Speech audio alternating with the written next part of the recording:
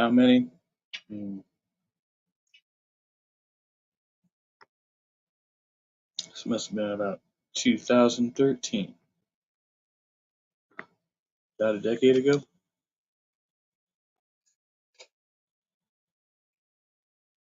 I encountered one.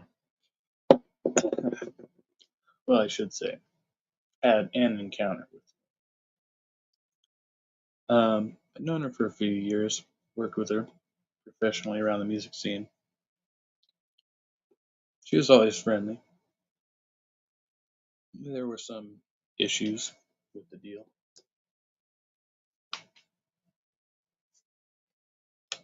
Well, at one point in time,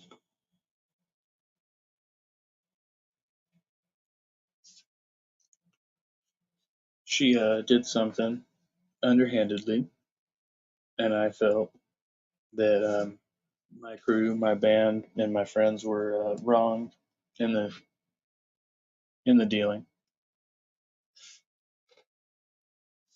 Mind you, it was conceptual artistic license, right? It was a concept we had come up with, and then she went ahead and used it without our consent or permission. Mind you, we have no like legal rights or anything like that, right? But this whole situation arises, and I take it upon myself in the state that I was in, not the best state,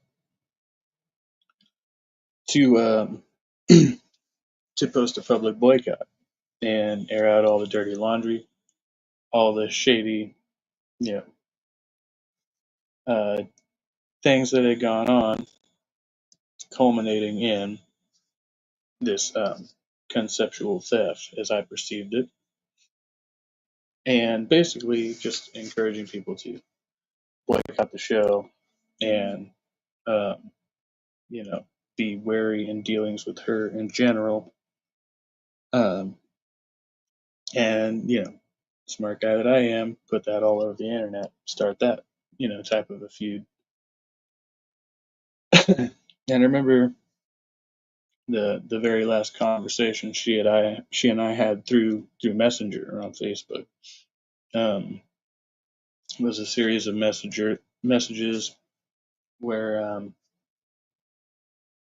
where we were going back and forth about how I felt wronged, and she said I hadn't handled it correctly and all that, and I kind of somewhat agreed that my posts on Facebook were kind of done in a excited state or whatever. Um, but I still told her that I thought what she was doing was wrong. But the very last thing, after all that whole story I've done, the very last thing that she sent me was a single statement: "You have no idea what is going to happen."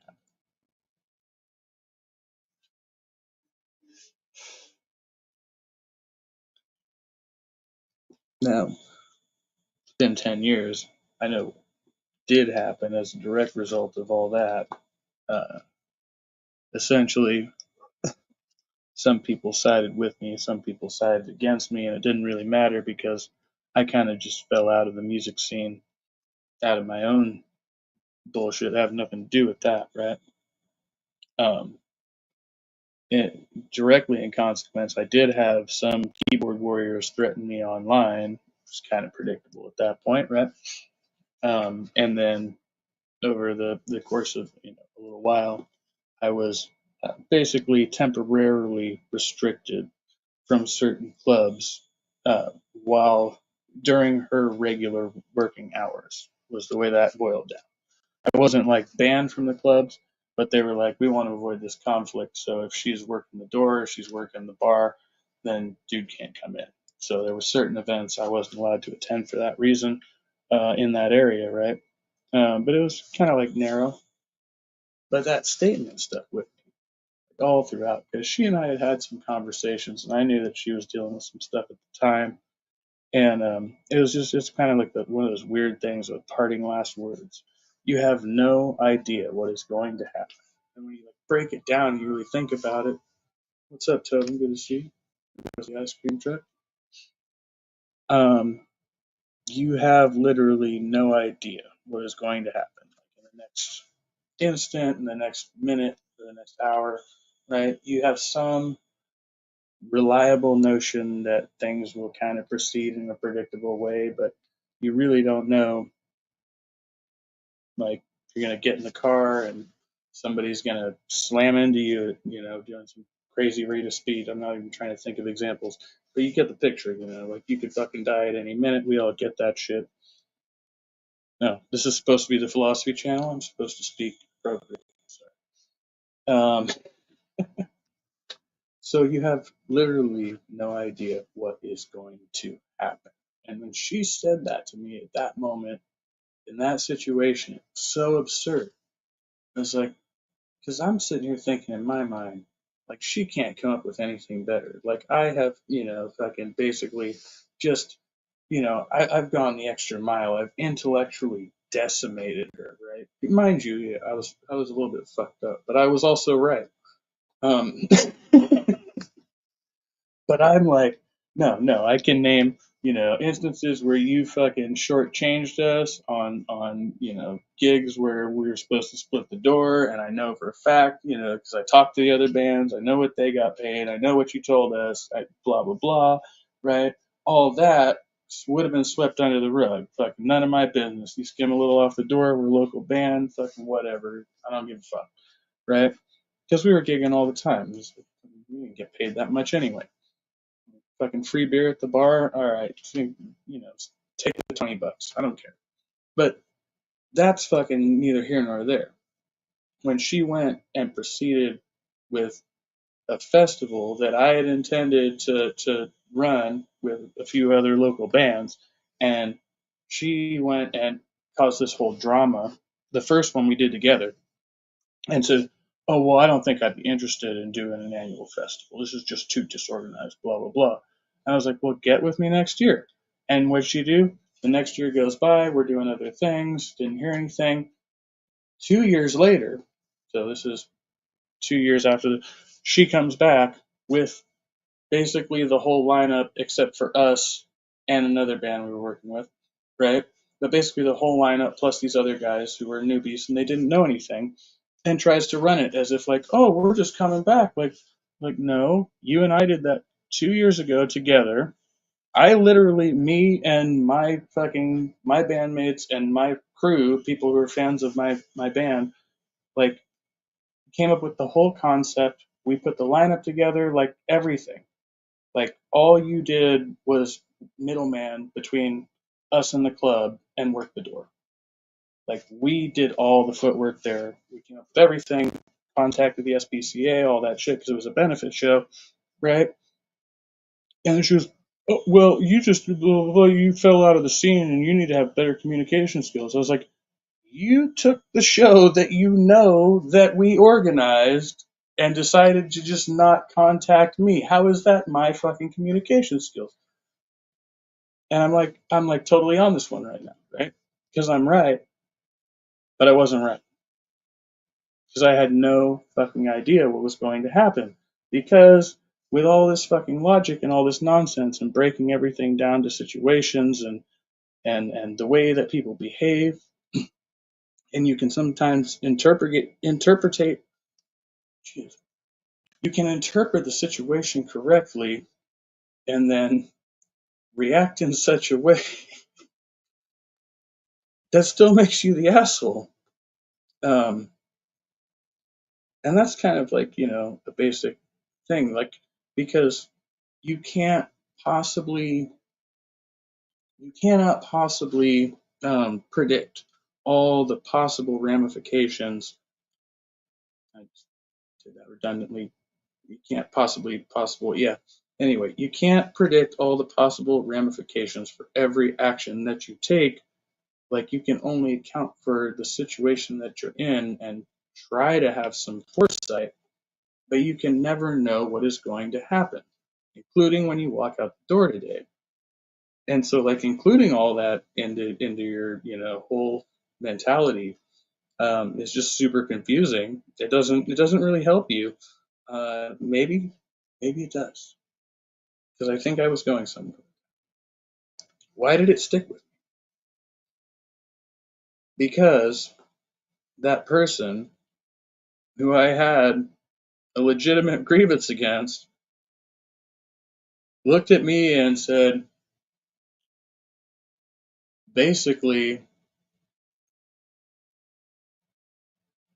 whatever whatever damage you just done, like, you know, like whatever harm I caused to her basically was kind of a minor thing. And I didn't realize that at the time. Like a lot of people were trying to help her because she was struggling. And then when I came out and handled the situation the way I did, it looked really bad on her. Like, because that was her profession. And really for me, like I was still going to do what I was going to do anyway, right? I took like this was it was personal to me, but to her it was business, right? She was just trying to make some money, and that was her job. And I didn't look at that perspective. I didn't see it at all. I saw it as another person trying to exploit artists. And but I did realize that there were a lot of people who still had a lot of love for her. And long term, it looks to me like that pans out for like kind of my situation. Like, I ended up letting a lot of people down. I ended up, you know, well, I would kind of say I organized things to begin with. And when I stopped being the guy who organized things, people stopped showing up. And, I couldn't, draw big crowds or, any of that good shit. But, I always got all the musicians to one location and the fucking equipment on stage, and the show went on. That was my job. And I was fucking good at it.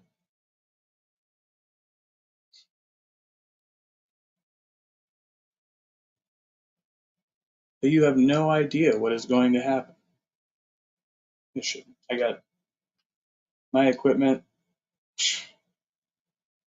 4 different cities spread around. Got people calling me. They want to rehearse. They want a gig, but we don't have the time. We never all seem to make time to get together. Maybe adjust our schedules a little bit. Remember, we started these projects 20 years ago, and we had no idea what was going to happen. We couldn't possibly know.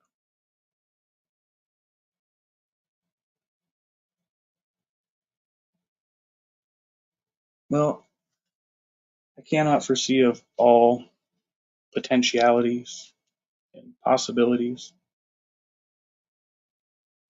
but I can take accountability for my choices. I know what I am going to do,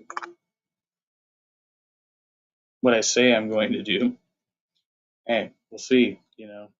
We are impulsive creatures, we apes. I know what I intend to do. Can I see it through? Can I avoid every obstacle in my path? Or is it another hurdle to climb? Because I don't know if there's going to be a hurdle out there. Probably. There are like literal and metaphorical hurdles out there, like on your little jogging path in life or whatever, and you like have to climb or scale around them or somehow maneuver around the hurdle because you don't know what the fuck's gonna happen. I guess that was the whole message of this video. Thank you for listening. Much love. That's the other channel. Stay stupid.